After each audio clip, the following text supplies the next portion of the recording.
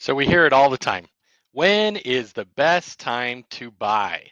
So let's look at a couple different years. So a lot of people will say, hey, 2019 was the best time to buy because it was before the big run up, right?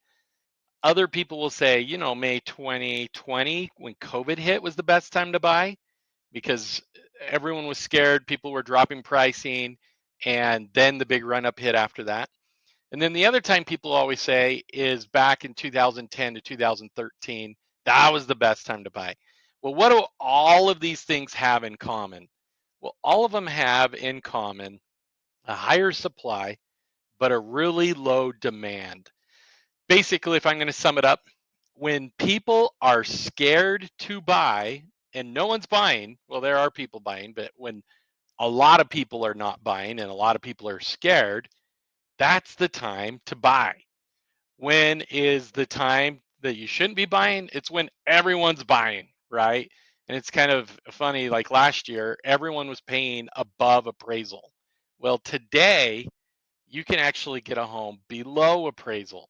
So that's what's pretty amazing. Now, the best time to sell, of course, it's when everyone's buying. It's when people are paying above appraisal. And the best time to sell was really from 2019 through May of 2022. Um, what is demand at today? Well, demand is at 2,000 levels of under contracts and solds. So the amount of people buying a home today is the same as in 2011. So that's what's amazing, really, is people say, when's the best time to buy? It's when people are scared. It's when pricing's coming down. And guess what? That is now. But there's also one other aspect to it, which is interesting. We're seeing a lot of different headlines in the news. So next year's prediction, right here, you have an article talking about how disinflationary wave is building, and they're feeling like, hey, things are going to be a little bit better next year. Inflation's not going to be going crazy. Fannie Mae had predicted that interest rates next year would fall to 4.5. Now I'm hearing some rumors that Fannie Mae might be walking back on that a little bit. It might be in the fives and not quite 4.5. But you're hearing a lot of different predictions out there. But there's one thing that is certain, and that is our current supply of inventory is still low. So we talk about it's high, and that's only because in the last 2 to 3 years, we've had the lowest supply ever, and we're higher than that, right? But we still have a shortage of 30,000 homes in Utah. We still have the record low inventory, the third in history that we've seen. So the only two other years that were lower inventory were 2020 and 2021. That was the only the other years that we had lower inventory. Now, what is going on right now is unprecedented with builders.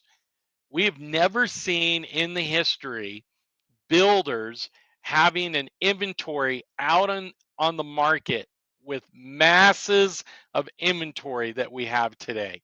This is like the first time this has ever happened where builders have inventory out there in masses. Now, we did have builders with a lot of inventory back in 2007 or 8, but not quite like this. So here's the main difference is builders decided, instead of writing up contracts and having people buy it, they decided to spec everything out. So they are dumping or will be dumping a lot of properties on the market here in the next couple months. I know some of the builders have a couple hundred homes of inventory. They don't want those on their books. So what are they going to do? By the end of the year, they're going to be dropping their price again, right? So right now is going to be an unprecedented time where you're going to have the most amount of inventory of builder and the most amount of builders offering you incentives. They're already starting to offer the incentives. So what's going to happen next year? Well, their supply is going to be restrained again because they aren't building in masses like they were last the last year. They've slowed down. So you are going to be able to see the best time ever between now and December to buy a new home, get a good incentive. Now, what's the strategy in all that? Well, here's your choice right now. Basically, you can wait to buy a home till rates come down, and you can wait till interest rates come down next year or even in 2024. The good news of that is you'll get a good rate. But when rates come down, you're going to be fighting with everybody again to get a house because we still have pretty low inventory. Um, so you're going to probably be seeing multiple offers. People will probably be bidding above appraisal again as soon as interest rates come down, right? We're going to get right back into it. Then you aren't going to have builder incentives. You also are going to have less inventory to choose from. So you can wait till rates come down. You'll get a good rate, but you're going to be dealing with all of those other items. Now, what if you don't wait until rates come down? If you don't wait, you can you can basically buy under appraisal right now. You can get incentives from builders, and you aren't going to have to compete with other offers, but you're going to get your own terms. But then you may not have a good rate now, but when the rates come down, you can refinance to a good rate.